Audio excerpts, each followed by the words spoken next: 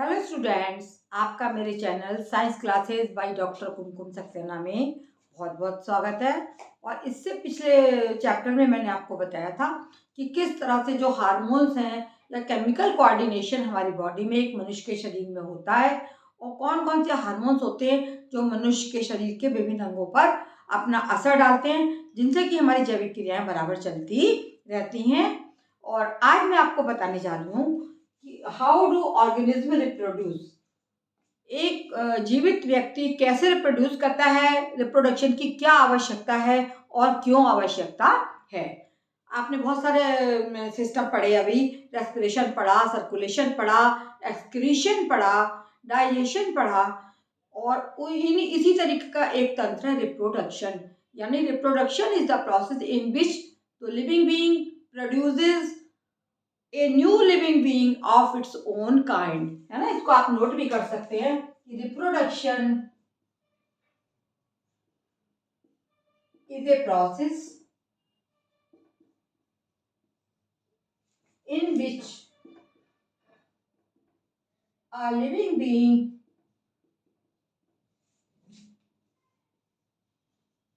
Produce माने produce करता है, produces a new living being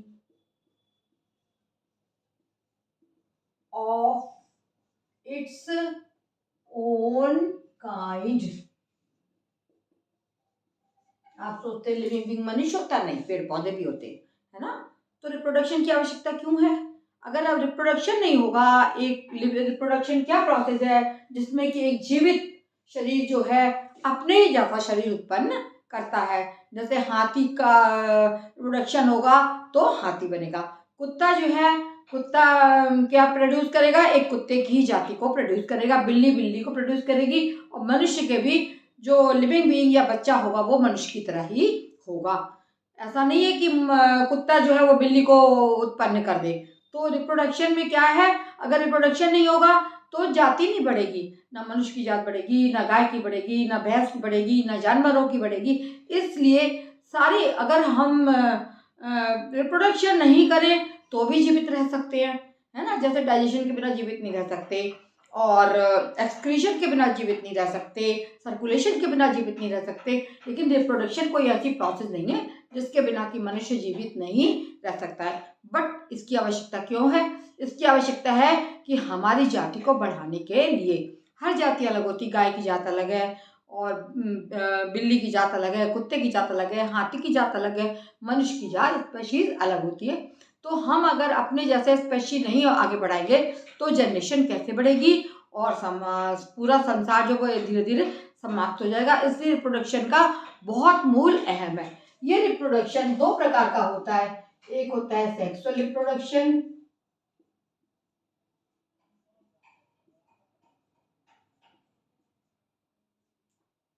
sexual reproduction, और दूसरा होता है एसेक्सुअल रिप्रोडक्शन।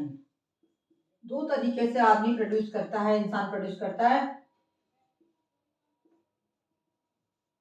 जीवित लिविंग बीइंग, नॉट इंसान बट लिविंग बीइंग, दो तरीके से प्रोड्यूस करता है कि सेक्सुअली और एसेक्सुअल। जो सेक्सुअल रिप्रोडक्शन होता है इसमें दो मेल एंड फीमेल दोनों का होना आवश्यक है। मेल एंड फीमेल, जैसे मनुष्य है, इसको अगर ये रिप्रोडक्शन करेगा तो या बिल्ली है या कुत्ता है या हाथी है, दोनों में ही मेल और फीमेल स्पीशीज का होना आवश्यक है। यदि दोनों में मेल एंड फीमेल नहीं मिलेंगे तो नया जो है जीव नहीं उत्पन्न होगा। लेकिन एसेक्सुअल रिप्रोडक्शन जो होता है इसमें ओनली वन लिविंग बीइंग। ये किस तरीके से करता है ये आगे आपको बताऊंगी कि ये किस तरीके से रिप्रोड्यूस करता है। तो ज्यादातर पौधों में जो है एसेक्सुअल रिप्रोडक्शन होता है और मनुष्य में सेक्सुअल रिप्रोडक्शन हमारा होता है। और सेक्सुअल रिप्रोडक्शन के द्वारा ही हमारी जाति, हमारा सब कुछ है वो आगे बढ़ता चला जाता है। तो ये हो गया आपका सेक्सुअल रिप्रोडक्शन, जिसमें मेल और फीमेल दोनों होते हैं और दोनों के द्वारा ही नए लिविंग बीइंग, नए बच्चे को प्रोड्यूस किया जाता है। चाहे वो बच्चा गाय का हो, चाहे मनुष्य का हो, चाहे वो बिल्ली का बच्चा हो, चाहे वो कुत्ते का बच्चा हो या शेर का बच्चा हो, सब में जो है बच्चा तभी बनेगा जबकि मेल एंड फीमेल दोनों होंगे, तभी ये रिप्रोडक्शन होगा, वरना नहीं होगा। लेकिन आज हम बात करेंगे एसेक्सुअल रिप्रोडक्शन। मैं आपको बताऊंगी कि एसेक्सुअल रिप्रोडक्शन के कितने तरीके होते हैं, पौधे में किस तरीके से एसेक्सुअल रिप्रोडक्शन होता है और कैसे पेड़ पौधे या जीव जंतुओं में भी होता है, छोटे माइक्रोजीव्स में या मल्टीपल सेल वाले जीव में भी रिप्रोडक्शन एनिमल्स में होता है, वो आपको मैं आज बताने जा रही हूँ। आगे हम बढ़ते हैं एसेक्सुअल रिप्रोडक्शन। इसके कितने प्रोसेसेस होते हैं उनके बारे में मैं आपको बताऊंगी अभी, इनको आप नोट कर लीजिए और आगे हम बढ़ते हैं।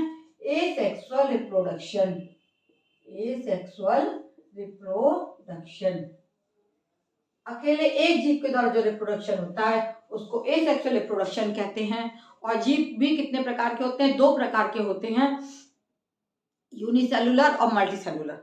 जो जैसे अमीबा है, पैरामीशियम है आपका, तो ये क्या होता है, प्लाज्मोडियम है, ये केवल सिंगल सेल का बना होता है और इसमें भी ही ये एसेक्सुअल रिप्रोडक्शन होता है। और मल्टीपल भी होते हैं जिनका शरीर बहुत सारे सेल्स का बना होता है, स्पाइरो वगैरह है तथा बलेरिया परजीवी है, राइजोपस है, इनके शरीर में बहुत सारे सेल्स होते हैं, इनको मल्टीपल सेल्स वाले एनिमल्स कहते हैं। तो एसेक्सुअल रिप्रोडक्शन में सबसे पहले हम चलते हैं बाइनरी फिजन।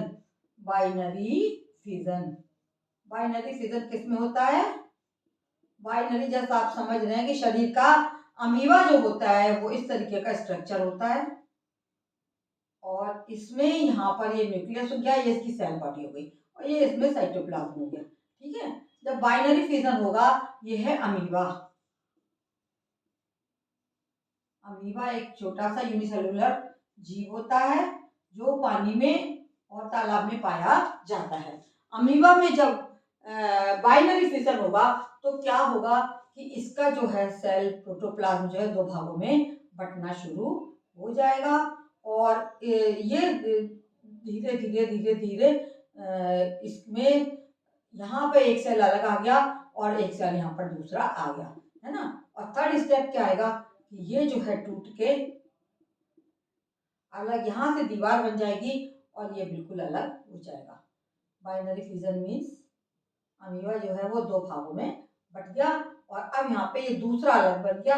इस तरीके से एक अमीबा की जाति बढ़ गई और वो क्या बन गया, वो बन गया आपका दो अमीबा, एक अमीबा से दो अमीबा उत्पन्न हो गए। ये यूनिसेलुलर ऑर्गेनिज्म है अमीबा, जो तालाबों में और गीली जगहों में पाया जाता है और इस तरीके से समुद्र आपके जो पोखर वगैरह उनमें पाया जाता है। तो इसमें प्रोटोप्लाज्म जो है बीच में वॉल से टूट जाता है और दो इसमें न्यूक्लियस जो डिवाइड हो जाता है और दो इसमें यहाँ पे दीवार बन जाती है। धीरे धीरे ये दीवार थर्ड स्टेज में दीवार हट जाती है और एक अमीबा के दो अमीबा बन गए। इसको हम कहते हैं बाइनरी फिजन। या अमीबा और पैरामीशियम दोनों में ही पाया जाता है। पैरामीशियम दोनों में ये आपका बाइनरी फिजन होता है। पैरामीशियम ये भी यूनिसेलुलर होता है, चप्पल की शेप का एनिमल होता है और यहाँ पर भी बाइनरी फिजन के द्वारा ही ये अपनी जात को बढ़ाता है। अब जैसे एक से दो जीव बने, अब आगे हम बढ़ेंगे मल्टीपल फिजन। दूसरा क्या है, मल्टीपल फिजन, यानी एक जीव कई टुकड़ों में बट जाना। दूसरा जो प्रोसेस है एसेक्सुअल रिप्रोडक्शन का, that is called multiple fission.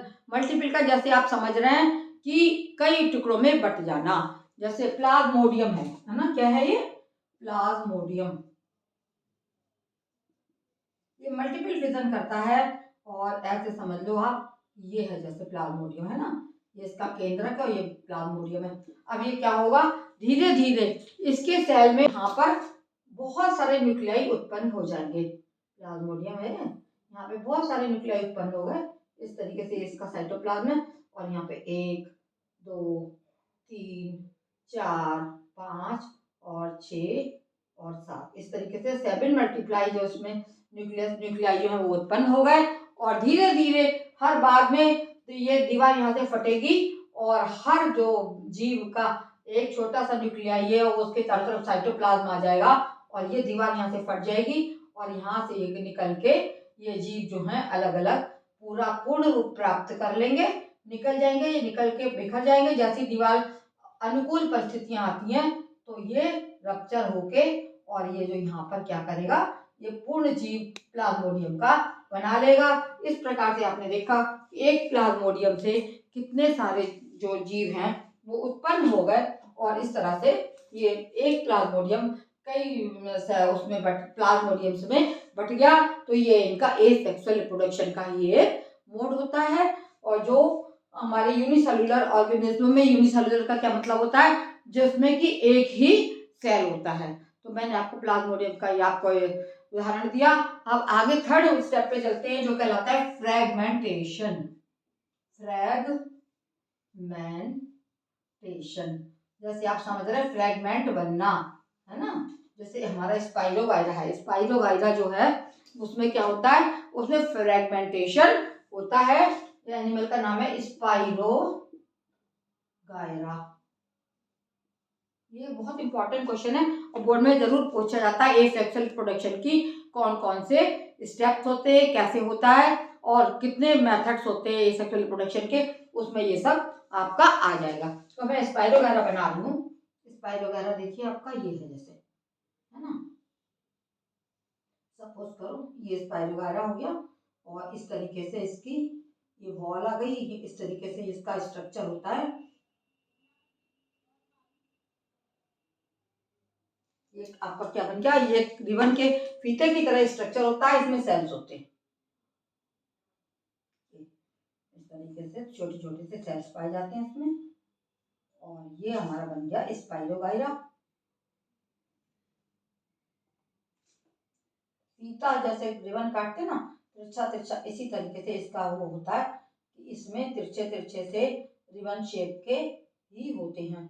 और ये इसमें साइटोप्लाज्म और न्यूक्लियाई होते हैं इस प्रकार से। और ये साइटोप्लाज्म के सब तरफ, इसके सब तरफ दीवार बनी होती है इस तरीके से।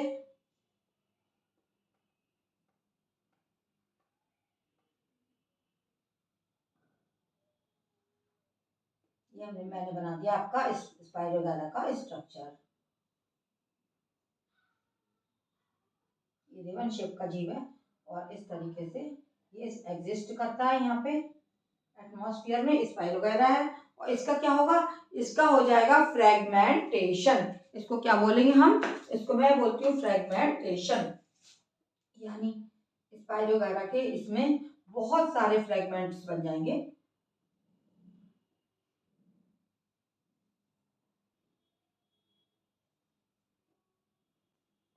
दीवारें बन जाएंगी इसमें बीच बीच में और इस तरीके से दीवारों को बनने के बाद में ये दीवारें बाद में टूट जाएंगी, इसके छोटे छोटे से फ्रेगमेंट बन जाएंगे और जो फ्रेगमेंट्स होते हैं वो दोबारा से ग्रो कर लेते हैं, है ना। ये स्पाइरोगाइरा हो गया, इस तरीके का जीव होता है, इसमें रिबन शेप की होती।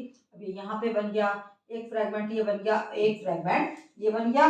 इस तरीके से ये बाय एक्सीडेंटल या कैसे भी ये जो छोटे छोटे फ्रेगमेंट्स में टूट जाता है, फिर सारे की सारे ग्रो करके नए स्पाइरोगाइरा बना लेते हैं, है ना। इस तरीके से ये आ गया, एक दूसरा ये आ गया, तीन या चार दिखाएं, एक दो तीन चार है, ये चारों की चारों स्पाइरोगाइरा इस तरीके से अलग हो जाएंगे,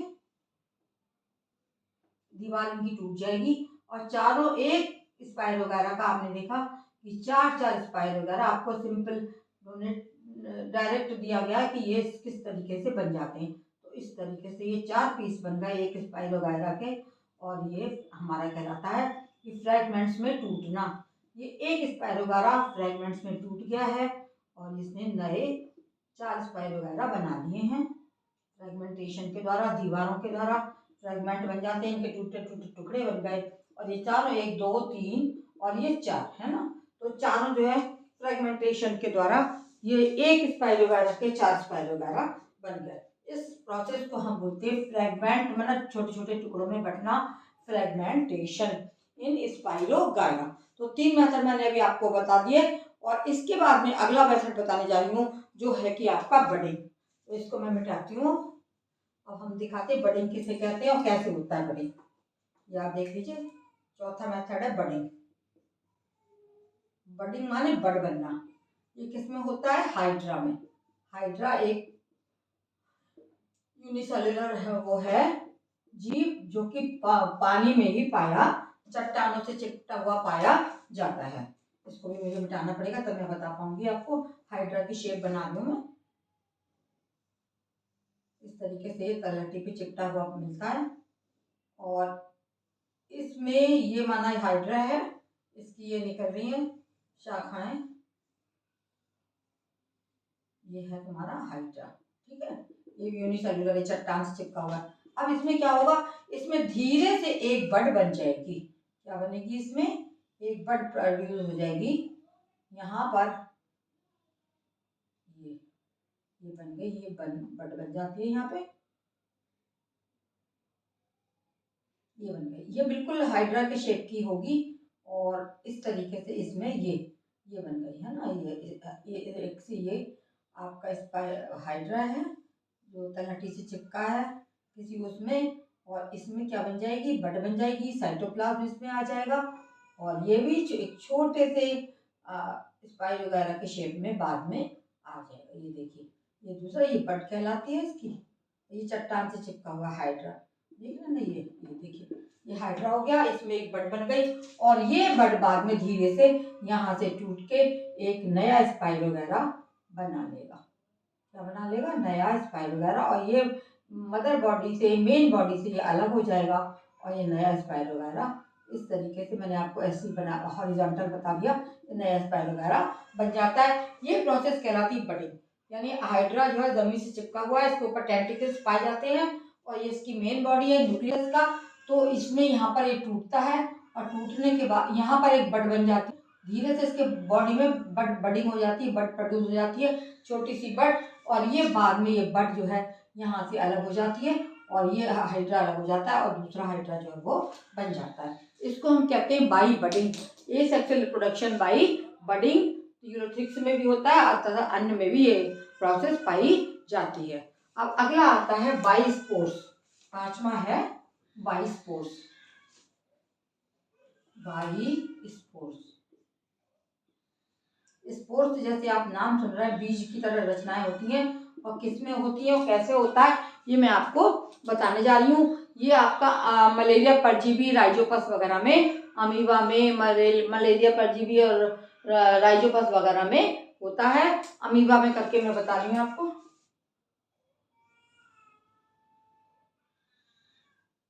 ये हो गया और इसमें जो बन गए ये छोटे छोटे से स्पोर्स बन गए। और ये है तुम्हारा मलेरिया परजीवी में भी ये होता है प्रोसेस, मलेरिया परजीवी मलेरियल पैरासाइट, जिससे कि हमें मलेरिया बुखार होता है। और ये एक बार इसमें जो स्पोर्स बनते हैं वो इस तरीके से खूब सारे बन जाते हैं। ये स्पोर्स बन गए, इनको बोलते हैं स्पोर्स। ये स्पोर्स बन गए और अनुकूल परिस्थितियां जब आती हैं तो ये दीवार इसकी फटती है और ये फटने के बाद में ये स्पोर्स फिर से निकल के इधर आ जाते हैं और ये नया मलेरिया परजीवी नया स्ट्रक्चर बना देंगे और पूरा स्ट्रक्चर इसमें आ जाएगा। ये स्पोर्स जर्मिनेट कर लेंगे अनुकूल परिस्थितियों में और ये नया मलेरिया परजीवी या नया वो बन जाएगा, जमीन पे गिरेंगे और ये पूरा बना देंगे इस तरीके से। ये कहलाता है तुम्हारा बाई स्पोर्स, यानी इसके अंदर सेल के अंदर स्पोर्स का फॉर्मेशन हो जाएगा और ये स्पोर्स पक जाएंगे, एक परिपक्व बॉडी बना लेंगे और साइटोप्लाज्म भी इनमें आ जाएगा, न्यूक्लियस भी इसमें आ जाएगा और जिस समय भी अनुकूल परिस्थितियां होंगी ये फट के बाहर निकल जाएंगे और ये पूरे बहुत सारे जितने स्पोर्स है, माना 20 हैं तो 20 जीव बनेंगे, 25 हैं तो 25 जीव बनेंगे, 10 हैं तो 10 जीव बन जाएंगे। इस प्रकार से मैंने आपको आज पांचों मेथड्स बता दिए, binary fission, multiple fission, fragmentation, budding और बाई स्पोर्स। ये पांचों क्या हैं, एसेक्सुअल उसके तरीके हैं रिप्रोडक्शन के। और इसके बाद में आज मैं अपने स्कूल लेक्चर को समाप्त करती हूँ। आप मेरा चैनल सब्सक्राइब और लाइक करना ना भूलें।